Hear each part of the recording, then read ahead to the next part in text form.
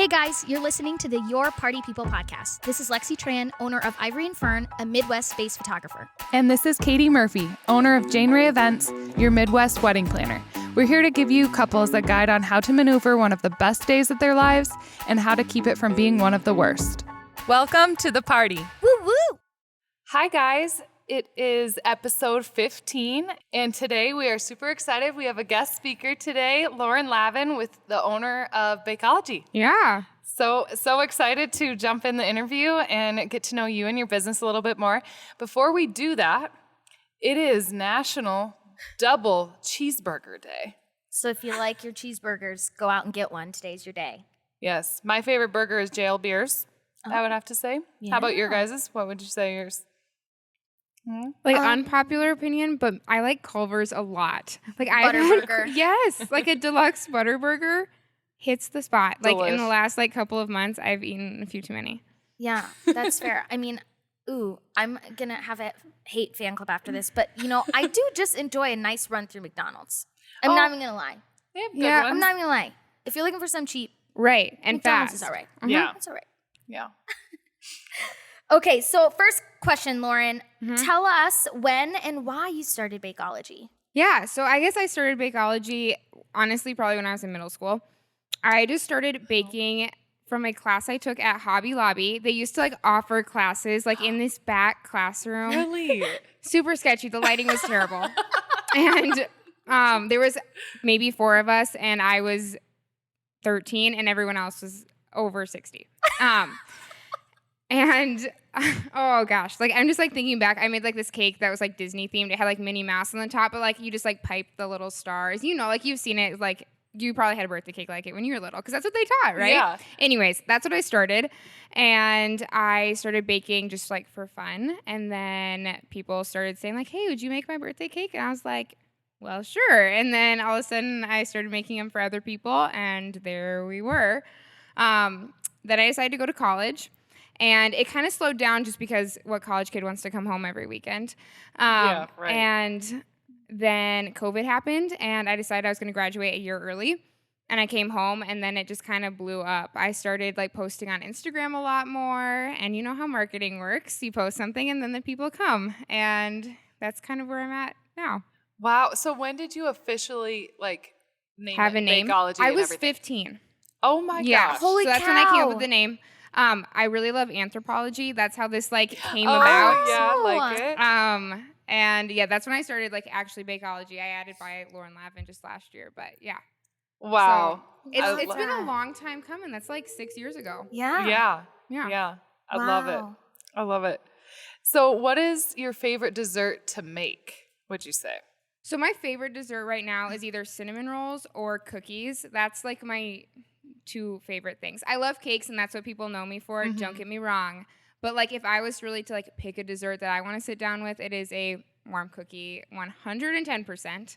Otherwise, yeah, cinnamon rolls are my favorite, which is probably why I like dessert bars where you have lots of options. Yeah. Right? Because cake is cool. We love cake, but I like some variety in it. Yeah. So yeah, I'd say my favorite is either cookies or cinnamon rolls. Okay, gosh. cookies. Do you have a go-to that you really enjoy the most, or you like? Monster cookies. Mm. Right now, it's a good warm monster cookie. Yeah, That's that's at least so at good. least a handful. Yeah. At least a handful. Oh my gosh, I love it. But So next question, what is a big dessert trend you've seen lately? So I would say a couple of dessert trends that I've seen lately. One of them would be the decorated sugar cookies, but in a modern take on them. So I'd say we're kind of getting away from the typical royal icing sugar cookies. So when I say royal icing, that's a hard sugar cookie that cracks. So those have been popular, and everyone watches those decorating videos. How many times have you been suckered into them on Instagram? Yeah, They're really right? cool. But if you've ever had one, they don't taste super great. They're not bad, but it's not the sugar cookie you're writing home about. Right. And so I'd say there's actually been a really big trend to buttercream decorated sugar cookies, which is some of the ones, you guys can't see this, well, if you're watching YouTube, but I brought some of the buttercream decorated sugar cookies, and you can do a lot of really cool things with them. So I'd say that that's a really big trend, and layering them into cookie cakes. So that's a trend. ooh, that's fun. It's really I like cool. That. I did a couple of them where they're single serve, 2-tier or like stacked sugar cookies, which were super cute. And like you can decorate them in like trendy colors. Yeah. So I think they'd be really great for like wedding favors. Yes, Cute. I love that. At each place setting, that'd be so cute. super gosh, cute. yum. And you could even do like a fondant or like a gum paste, like if you want to use it as a place setting. Right. That would be how to do it with like a 3D printer, or not 3D, but food safe printer. Yes. Right. Yeah. Those would be really cool. So that's a trend that I've seen. Another trend that I've seen is like a cake table. So like instead of just like one cake and then like dessert bar, but using a couple of different cakes. A wedding this weekend, like next weekend that we're doing like a 2-tier cake and then like 2 bigger cakes on either side. Yeah, you're helping with that one. I am, yes. So that is something that's really cool. Like creating like a cake as the focal point in your wedding, I think is actually like a good way to use money, because the reality is cake is kind of expensive. Yeah. And I think here in the Midwest, we've kind of gotten this habit of like doing a small cake and then like other things and kind of like letting the cake be a side piece. But I think, especially in bigger cities, they're starting to like make it a focal point of the reception. Because if you are going to spend money on it, it's kind of crazy to just like cut it and throw it away. And be done with it, especially if they're decorated like you do. Exactly. This Well, girl that's is like an half the artist. fun. Yeah. So I think that like a trend that we're seeing is that like the cake table is either put in the center of the dance floor or they actually like have floral arrangements for it or a backdrop. And I think that's something that I hope kind of like trickles its way down here a little bit more, because it's like fun for me to do work and then have this like showcase moment for it. It'll trickle here. Everything may take a little bit longer to get to the Midwest, but eventually We're trickles. always like 3 steps behind, but we always catch up. We get there. Yes.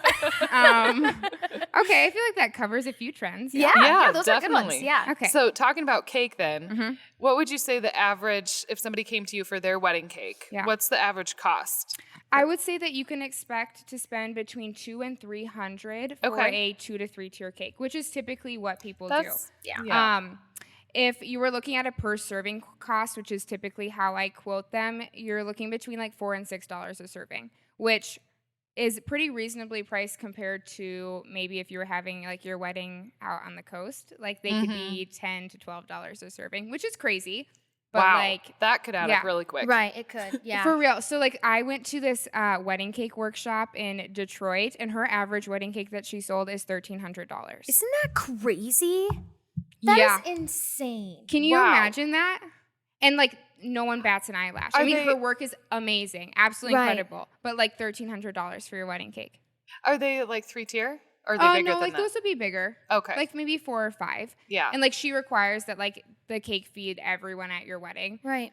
But yeah. But I mean, like if you think about that, how much do we spend on just like a plate of food? I mean, here at least it's what, 20 to 24 even, like probably on the lower side of things. Yeah. So I mean, why wouldn't dessert equally be, do you know what I mean? Yeah, in the same ballpark. exactly. Why Yeah. would it have to be $1 per serving if we're already spending so and much I think that on people food? think that like it's kind of like a tack on, like they don't want to think about it as a per serving. They'd be like, oh yeah, $1 or $2 more. But like the dessert, and you know, it can add up to be like, you know, $6 more. Yeah. But like then when you think about it in the whole, it doesn't seem so bad. I feel And like. it's such a huge photo spot. And like something that That's you'll remember, true. like the cake shot is Yeah, one of like the biggest who's shots. actually taking pictures of the food? Yeah. You are taking pictures Right. of the wedding cake, and it is a big moment. Yeah, Yeah, it is. It is. It is, definitely.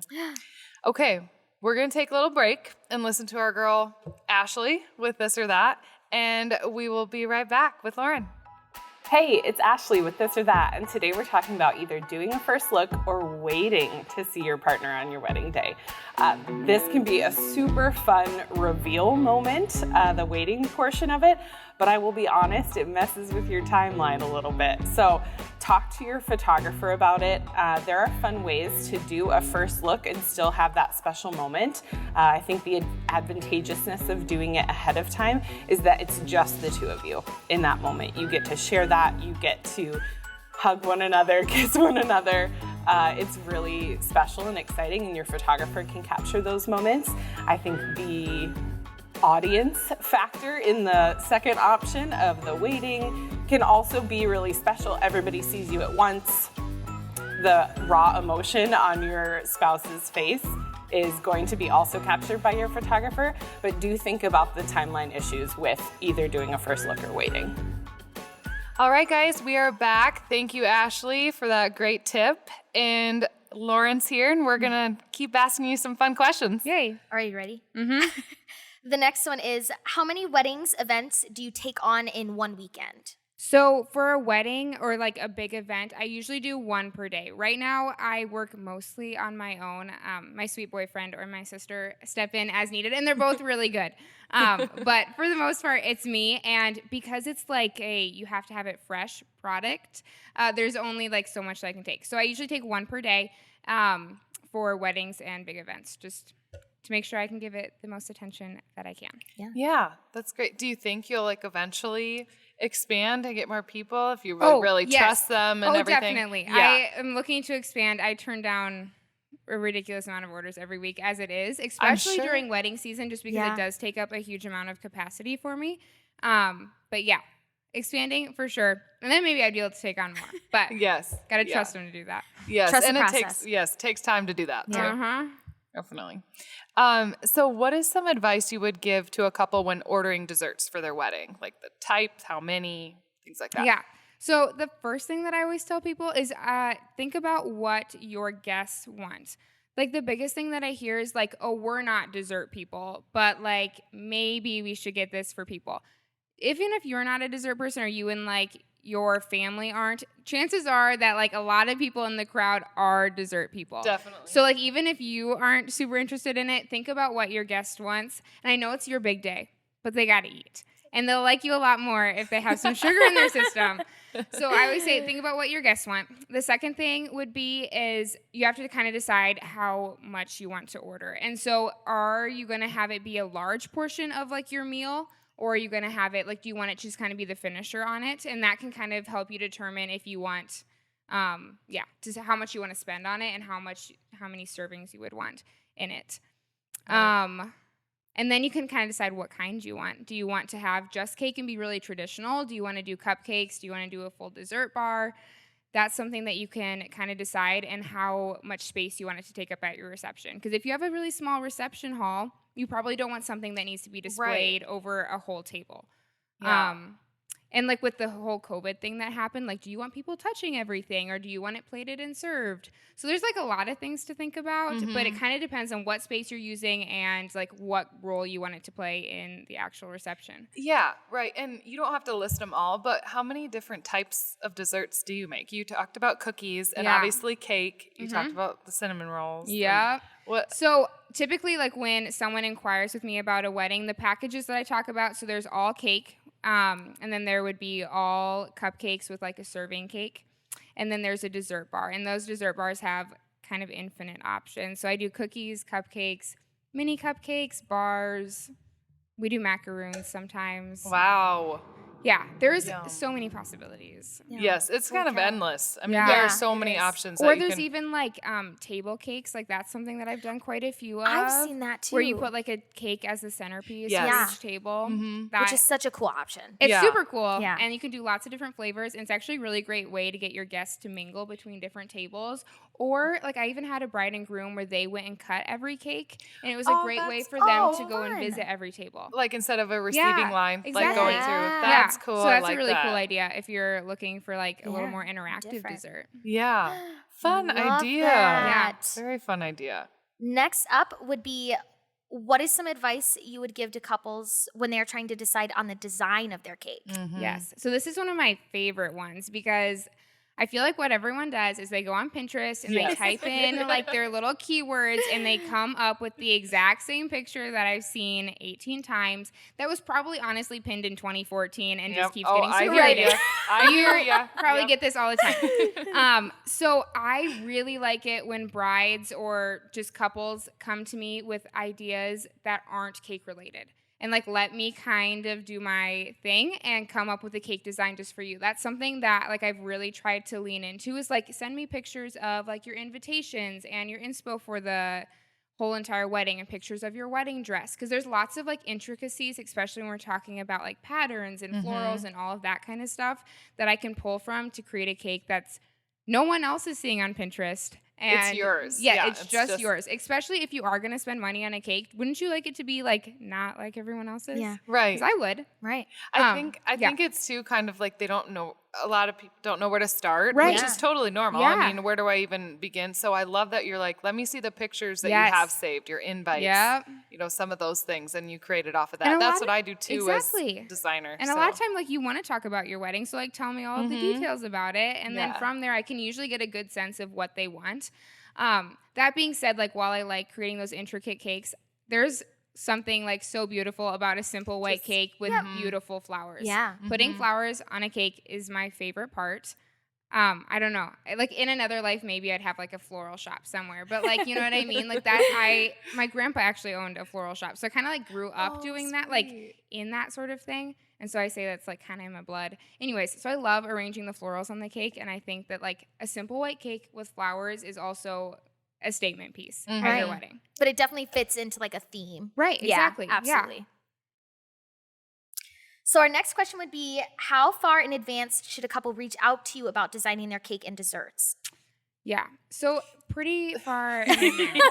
Especially if it's just you. Yeah, so it's Yeah. just me. So I just take, one a week, like one a day. And so, like, I already have, for like 2022, I have a couple in October already and a couple in June and I think one in May. So that means, like, if you know you want me to do your cake, you should probably reach out. And so I would say, I don't know that that would be for all the bakers in Sioux Falls. I know that that's not true. A lot of them are a little bit more accommodating in that sense. But if you know that you want me to do it, sooner rather than later, because it just saves your spot. Right. That is so great. I'm so Yeah. excited for you. Yeah, That it's, holy I mean, cow. that Yeah. far in advance for I know. cake and everything. That's Yeah.